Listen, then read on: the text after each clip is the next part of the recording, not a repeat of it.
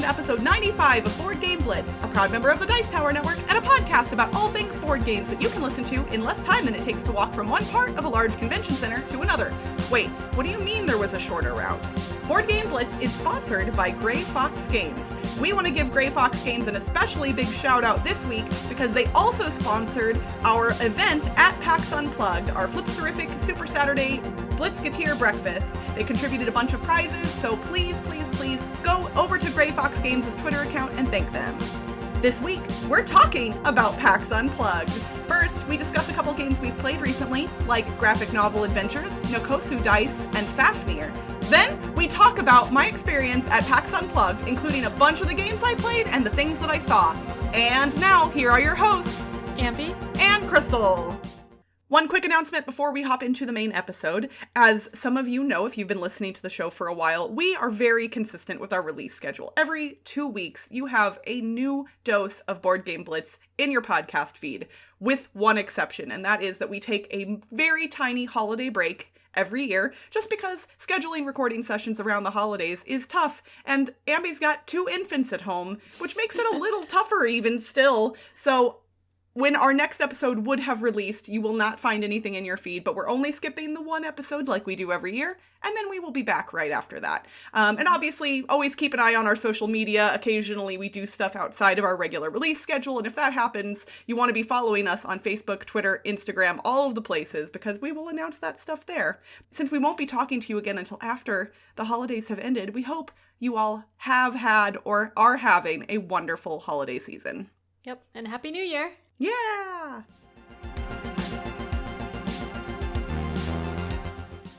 Recently, I've played through a few graphic novel adventures, or I guess read through them. Yeah, they're a little bit different than a normal game. Yeah, so these are solo games. They're books. They're graphic novel books, but they have different panels with numbers on them, and then when you see a certain number, you can go to that number. So it's like flipping back and forth through the book, kind of like a mix between a choose your own adventure and a graphic novel. So I played 3 of them. There's Captive, which was released in 2016, Sherlock Holmes 4 Investigations, which was 2014, and Your Town, which is 2016. And these are all published by Van Ryder Games. They also all have like sheets that you can write in within the book, but on the website vanrydergames.com you can print out the sheets so you don't have to write in the book, which I did because I don't like writing in books. So all 3 books are very different. They play very differently. So Captive is like a story where you're trying to save your daughter and you're a character that has hit points and you can die, and that's one playthrough. So I played through it twice. I actually died both times, but then like saw most of it and decided not to play again because I'd done most of it. I enjoyed it, but this was my least favorite of the 3. And then Sherlock Holmes 4 Investigation is like a mix between Sherlock Holmes Consulting Detective and Unlock. Like the Unlock games where there's hidden numbers because you're looking for different numbers, and in the Sherlock ones you're trying to solve murders or different cases and you're looking for clues. So the hidden numbers make sense. And what's really cool about the Sherlock one is that there are different witnesses that you can question. And when you get to a witness, there's a list of questions there with different page numbers to go to, and you can only question them 3 or 4 times. So you pick which questions to do, and sometimes it gives you no information, and sometimes it gives you information. So that was pretty cool. But Sherlock Holmes one is only one playthrough, because once you play through all 4 investigations, it's like all in one encompassing story, and then it tells you if you got it right or not. But I guess if you get it wrong, you can replay it, but if you read the solution, then you can't really. Yeah, that feels like it would be a little bit cheaty to play it again. But it warns you before you turn to the solution that you can play it again before turning to the solution if you got it wrong. So. But I bet you got it right, didn't you? Yes. But I also may have cheated some. Like sometimes when I flip through, I like read some other stuff too because I want to read everything. but that was only for the first case. The first case I was reading everything because I like flipped back and wanted to see what happens if you do something that's like obviously bad. Yeah, I have those same curiosities. It's the same thing in video games when like they give you 2 options and one of them is clearly the right option. I always choose the right option, but I always want to choose the wrong one. Yeah. So with all of these ones, I just ended up reading through all the books at the end anyway. Except for this last one, Your Town, because there's still extra plays in it for me. I only played it once, and Your Town, I think, took the longest, and it also has more replayability because you're building out a town, and they have a map that you can print out, and you actually draw in little boxes of the buildings that you're building, and you get money, and it's like an economic game. So it's like SimCity, kind of? Kind of. But then as you're exploring and going to the different pages to explore, and then you get like good things and events can happen. So I think it's the most involved. It's more like a SimCity type game. And I think it has more replayability because I got a really low score at the end. So I could play again and try to get a better score. But it took a long time. So I liked Sherlock Holmes for Investigations the best out of those three, and Captive the worst, although it was still enjoyable. And I'm not sure how many times I'm going to play Your Town again because it took a long time. So it was tiring to play, I think. But yeah, because I like Sherlock Holmes type games, I like the Sherlock Holmes one. And I think they have 2 other graphic novel adventures that are also Sherlock Holmes themed and the same style. And they have a bunch of other graphic novel adventures that are all different themes and different styles. I think some of them, there's like a superhero one where you're a superhero, and I don't remember all the other ones. But it was pretty fun, and the art is nice because it's just all comic books, basically. And yeah, I would recommend the Sherlock one, definitely. If you like things like if you like Sherlock Holmes type games, then that's a good one to start off with, I think. That's really cool. So I actually backed Van Ryder Games, their second Kickstarter for the second set of 5 graphic novels, which includes the other 2 Sherlock Holmes ones. Oh, okay. So I have those 2, and I have 3 others from them that were part of that second set. I have not played any of them, which, you know, we all know the struggle at this point of all of my unplayed games that I just haven't gotten around to. It's not a matter of not wanting to play them. I just haven't. And I think we've talked about in the past how I struggle getting solo games played, which seems odd. You'd think that would be the easiest, but I'm never like compelled. Regardless, I will maybe try and get those 2 Sherlock ones played so we can kind of compare and contrast notes about them. And then maybe I can ship them over to you so you can play them too. That'd be fun. Yeah. But there was like a small overarching story in the Sherlock Holmes 4 Investigations one. So it might continue on to those ones. Oh, interesting. So I don't know if you would want to play that one first. Oh, maybe. I don't know. See, now that's just going to make me delay more, though. Oh. I know, right? All right, well, here in a minute, when we get into our discussion about PAX Unplugged, I'm going to be talking a lot about the things that I did at PAX. But first, I wanted to talk about a couple of the games that I played there. One of the coolest parts about PAX for me was that there was a company that brought a lot of Japanese games over that had just been shown off at Tokyo Game Market. I was really excited about this. I did not get to play nearly as many of them as I would have liked, but I did get to play a couple and buy one of them. So Big Cat Games, shout out to them. I actually got to meet with them and see a bunch of stuff. Ayeko from Big Cat was super nice and really kind, and she taught me Nokosu Dice, which is the one that I bought. So Nokosu Dice was originally published in 2016, but I believe it just kind of got re-released. I could be mistaken on this, but it's kind of got a lot of buzz right now, so I'm not certain if that's just because the English rules are new or it was re-shown off at Tokyo Game Market. I'm not certain on that, but everyone at PAX was buzzing about it because it is a dice drafting trick-taking game. And those are 2 things that I haven't really seen together before. All players have hands of cards in a variety of colors. I want to say there's 5 colors total. Then you also have dice of those 5 colors as well. In a 4, you can either play with 3 or 4 players. The number of cards and dice in play will change based on the number of players, but all of the players will end up with a hand of cards as well as a set of dice that they have drafted. So dice will get drawn from a bag and rolled, and then players will draft them in turn order. During the course of the trick-taking part of the game, you play either cards from your hand or the dice that are in front of you.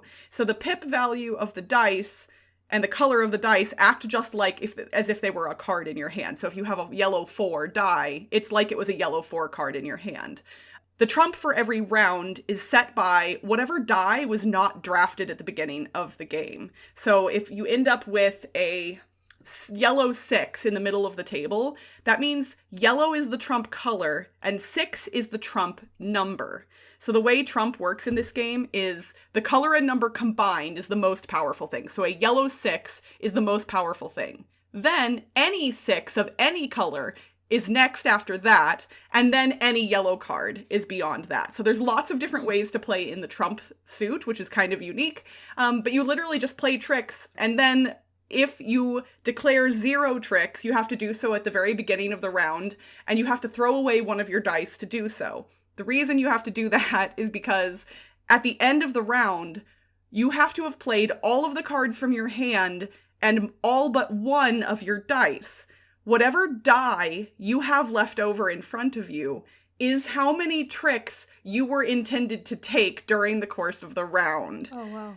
So you have to play your other dice and leave one behind. So like, let's say I left a red 2 as my last die. That means if I take 2 tricks during the course of the round, I will score bonus points because I matched the number on my die. So that's why if you bid 0, you have to throw a die away because then you won't have one left over at the end. It is fascinating. I loved it so much. I bought it immediately. If you like trick-taking games, I think that this is a really unique one. I think trick-taking games are kind of hitting a little bit of a stride right now. I've seen a few different ones coming out, and I really liked this one. And it's a small box, like most Japanese games, so it's really nice to throw in your purse or in your quiver or wherever, which is just delightful. And then I will briefly mention another Japanese game. You all know we love Oink games around here at Board Game Blitz, and there is a new one that just came out called Fafnir. It is about a chicken and gems. It is not Gem Hens, which is our friends at Grey Fox publish. It is another game about chickens and gems, which I just found hilarious.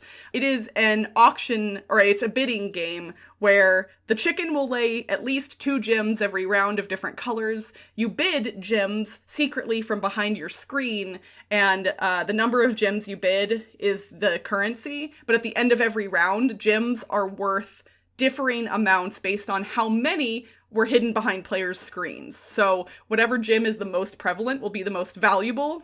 Only 2 gems are going to be worth positive points. All of the other gems are worth negative points. So you're trying to bid away the gems that you think other players don't have and keep gems that you think will be valuable, but sometimes it's hard to tell based on what other players are doing. That was the dirtiest, quickest explanation I can give you, just because I took a long time on Nokosu Dice, but Fafnir was really fun, and then I went and bought it as well. Surprise! Bought them both! I know I said I only bought one, but I had to go over to the Oink Games booth and buy that as well. So wow. I now own Fafnir too. Both great. There were other games from Japan that I didn't get to play, and I wanted to, including the new one from Sashi and Sashi. It was on the table. I wanted to go try it. I didn't get to. It looks like Bus Route. I don't know if it's anything like Bus Route, but the Japanese, they had them in the first look section, and it was really neat to see that at a convention, for sure. Yeah, that's really cool. I was very excited about it. I took pictures of a lot of the games in that section, even if I didn't get to play them. And I haven't posted those on social media because I was like, I don't really have a lot of context for these. But I might post them and just say, hey, here's some of the Japanese games that were in the first look section so people can see what those were. So maybe after this episode goes up, I will share those so people can find them easily.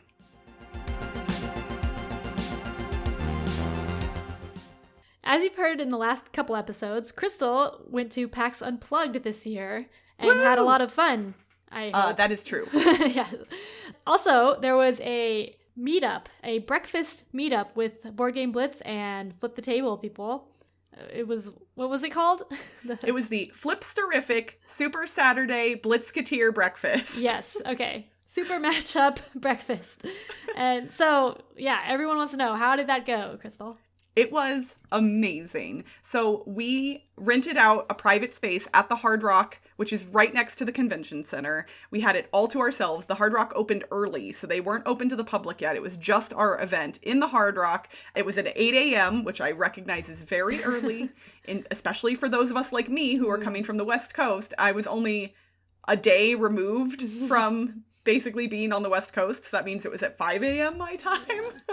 We had about 35 people show up, which was awesome. Lots of fans of Board Game Blitz and Flip the Table and Flip Flory's Super Saturday board game cereal. We gave away a bunch of prizes, 9 big prizes, and then like probably another 10-ish smaller prizes, including posters of Trevor from Heartthrob.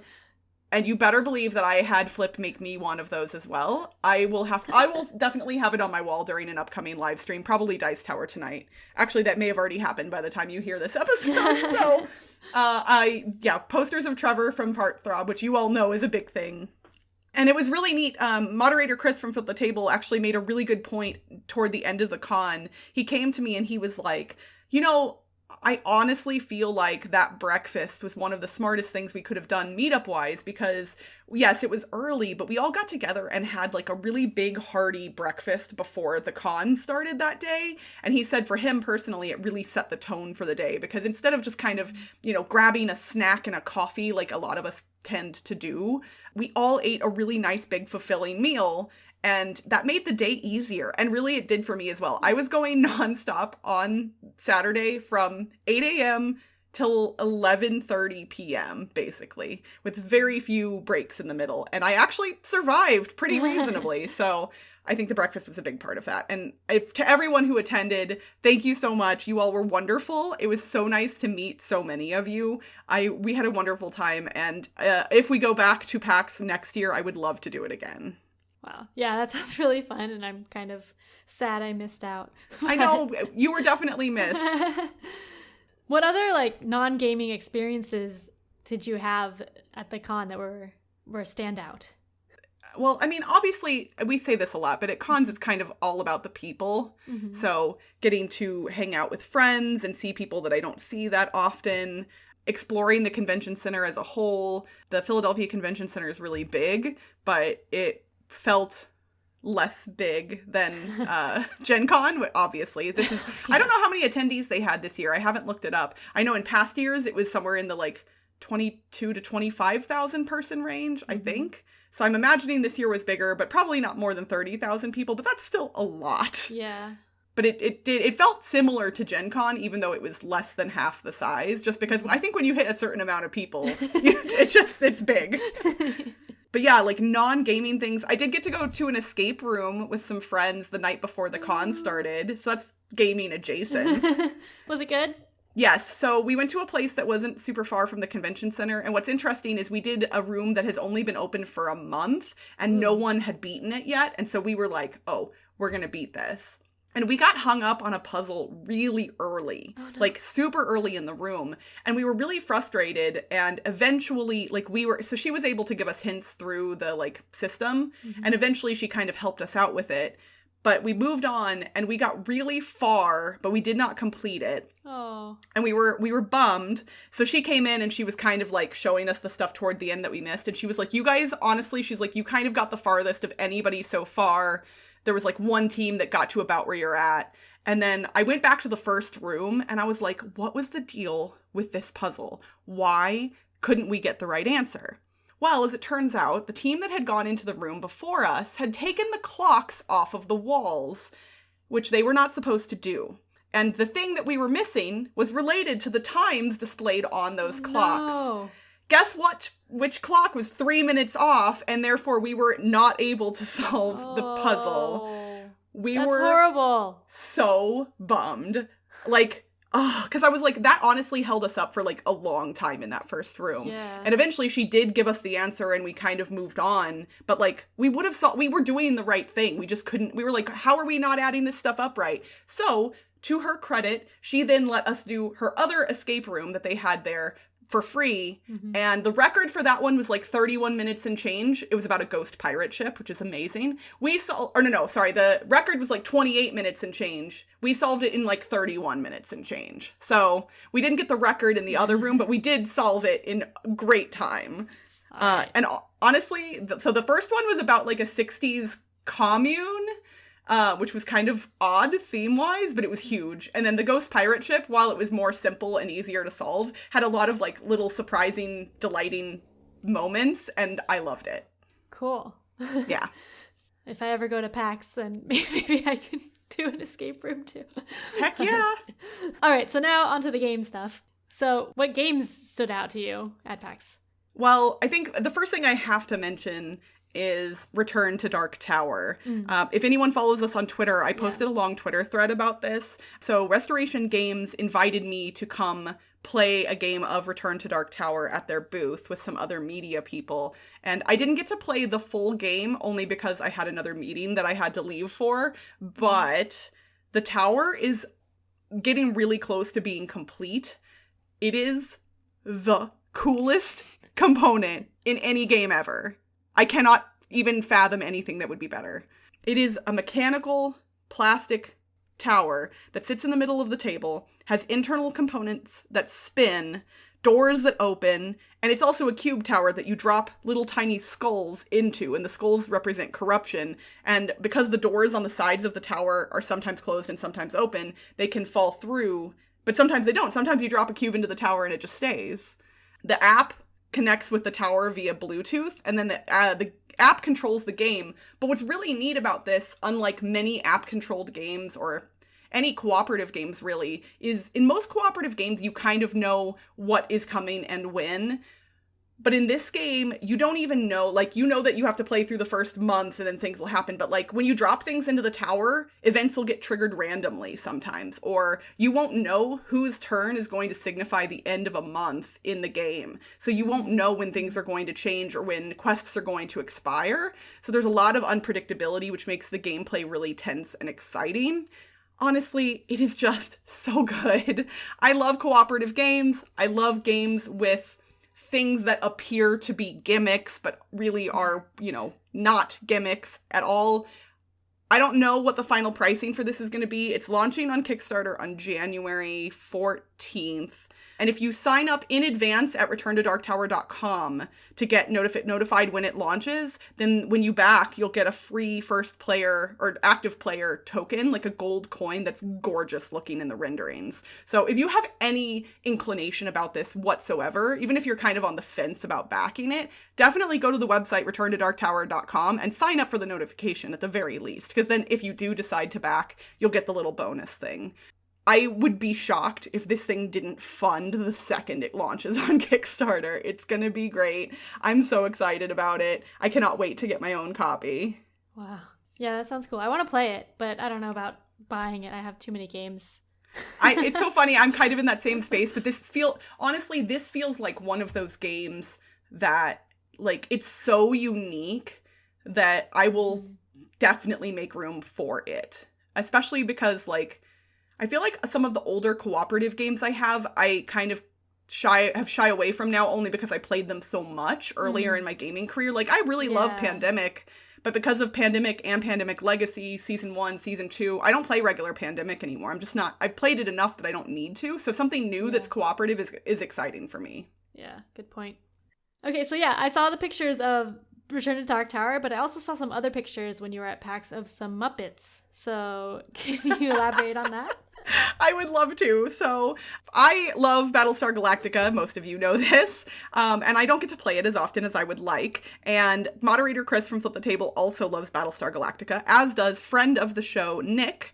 And so we decided that at PAX we were going to play it. And moderator Chris has a custom set of character cards and standees that replace the normal characters from BSG with characters from the Muppets. So it's mechanically exactly the same. It's still BSG, but instead of being Baltar, moderator Chris was Bunsen. So I was Beaker, who is technically Hot Dog in the original game. Well, it's in one of the expansions, not the base game. And then Nick was playing as Kermit, and I don't remember who Kermit was supposed to be originally, but I've never played Battlestar Galactica with only 3 players, and we were actually a little bit skeptical of how that was going to go, because 3 doesn't feel like enough. I was very happy to be proven wrong. Oh, wow. 3 players was awesome. We did not have a Cylon until mid-game, and we had so many moments of tension, and, like, the humans were about to lose, and then we would somehow pull off a miracle, and things would continue. The humans would have won. We would have. Except when I was drawing location cards from the deck, to get us jumping. At one point, I drew 2 cards that both had a distance of 1 on them. And so we needed a 2 distance to get to the next to last jump spot. And I drew 2 1s. And so we had to jump 2 more times, and that was enough for Nick Kermit T. Cylon to run down one of our resources. So the humans ended up losing. But it was an epic game, and now I'm kind of like, wait, maybe I want to start playing BSG more with less players. It was still a pretty long game. I don't remember. Just about to ask that. Yep, it was not significantly shorter with 3 players. The gameplay felt nice and snappy, but like, the actual time to do the thing still kind of took the same amount of time. We were just getting to take more turns in the midst of it, which honestly made it feel even better than a more player game of BSG. So I really loved it. BSG I haven't done my top 100 yet, but I think it's going to be back at the top again. Every time I play it, I'm so happy. No other game makes me that happy every single time I play it. So that to me is a good sign of it being my favorite game still. Cool. So there was a couple of quick things that I wanted to mention. I went into the Unpub room, which is where a lot of designers go and playtest unpublished games. And Peter C. Hayward was in there. He had a game with him that he didn't design, but he's kind of developing. So I guess it's an older game. I don't know who designed it originally, or I think it was just cards. And I don't know if it was called this originally, but what he is calling it is French Toast, which... It's a cooperative party game. Y'all know I like cooperative. I like party games. So when he asked if I wanted to play, I sat down. All this game is a deck of cards that have objects on them. And these objects he sourced from a list of first grade, reading terms. So stuff that a first grader would understand. Very simple. Whoever the person is giving the clues draws a card, looks at the object, and then the other players in turn name a different object. Well, they don't know what the object is. They just name an object. And the person that knows what the object is either says the name of the object back to them that they just said, or French toast. Meaning, so they're trying to determine if the thing that the player just said, is it closer to French toast than the actual object on the card. So here, it's a little easier if I give you an example, Ambie. So let's say I picked up a card and the word was bicycle. That's the secret word that you're trying to guess. So then if you said to me, skyscraper, then I have to determine whether a bicycle is closer to a skyscraper or to French toast. And in my mind, I would think skyscraper is closer. So I would repeat skyscraper back to you. Then you would name another object. And instead of going back to French toast, I'm now comparing the object against skyscraper and the new thing you've named. So you keep making a line of items, basically trying to get them closer and closer. And at one point, and there's also adjective cards that you can add in to kind of try and make things a little easier if people are getting stuck. And at one point we had... I don't remember how it was described. The item that we were trying to get to was bathtub. And at one point we had shopping cart turned into wet shopping cart turned into... Why would someone say wet shopping cart? Right. I think it might have actually been damp shopping cart. Because they're trying to get you to the right place, but you don't always know why the thing is more connected. Is it the shape? Is it the material? So you just... there's a whole bunch of reasons. Yeah, so things get really silly. It was so much fun. And Peter had not determined whether he wanted to publish this game yet or not when we sat down. And on his notes, as we were playing it, he wrote down, definitely make this game. So, that's great. It was really, really fun. Peter's company is Jellybean Games, and I believe he's going to kickstart this in 2020. I am 100% a fan. I will stand for French toast all day long. I hope that he makes this because I want to own it. Keep an eye out for that, definitely. And then one more thing that I wanted to mention is we've talked in recent episodes about Rummikub. We talked about that in our games from our childhood episode, and I've talked about how I was jealous that my sister took my grandpa's Rummikub set. Well, I played Rummikub at PAX Unplugged.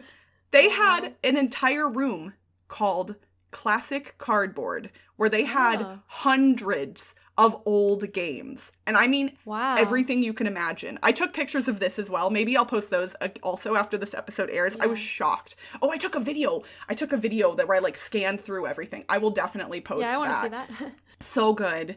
Nick, from fan of the show, played BSG with, was willing to play Rummikub with me, and so we played Rummikub. I really, really liked it. And not that I didn't expect to not like it, but sometimes, when you played something as a kid and you haven't played it in a long time and then you play it, you're like, meh, no. And now I want to own Rummikub again. I really, truly do. And I'm even more jealous that my sister has my grandpa's set because I want to play it and I want the cool wooden box. But honestly, I'm just excited that I still love a game that I loved when I was a kid. Yeah, that's great. And there are so many other things that I could talk about here that we don't have time for. I got to demo Blinks at the Move 38 booth, which was on Kickstarter a while ago. They're little smart, like, tiles that all magnetize together and you can play lots of different games with. They light up and do cool things. I got to play Aftermath at the Plaid Hat Games booth, and they are sending me a copy of it, and I'm so excited. Aftermath's the new storybook game that's like Stuffed Fables and Comonauts. Yeah. I got to play an entire game of Rival Networks, the new 2-player version of the Networks from Formal Ferret Games.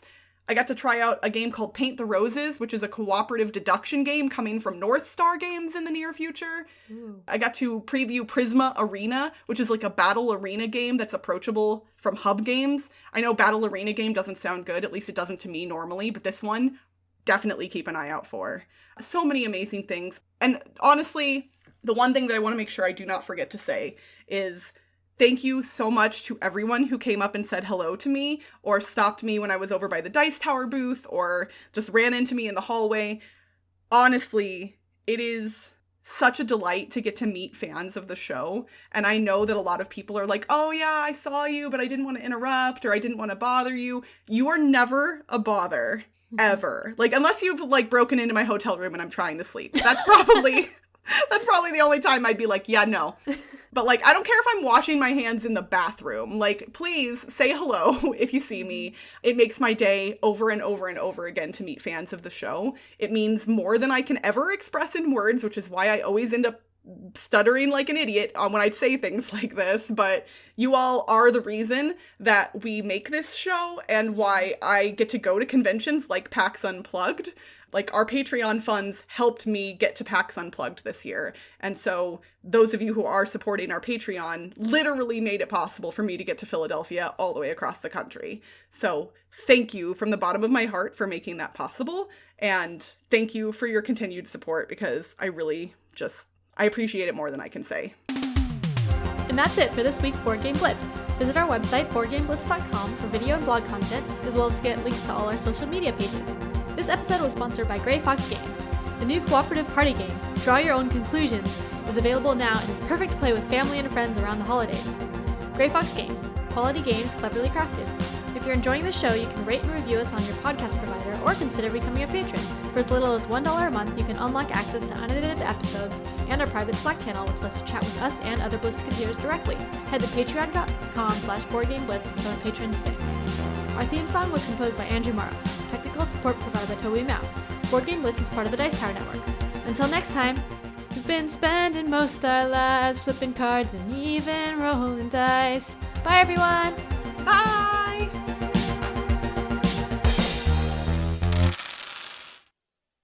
It's time for this episode's alliteration puzzle. Last episode, we asked you to retheme a game about making wine for people with high moral values who take care of sick animals. What game was that, Ambie? That was Virtuous Veterinarian Viticulture. That's a lot of syllables. Yeah. This episode, we want you to retheme a deck-building game about writing novels for people who helm aircraft that are liked by everyone they know. Good luck, everyone.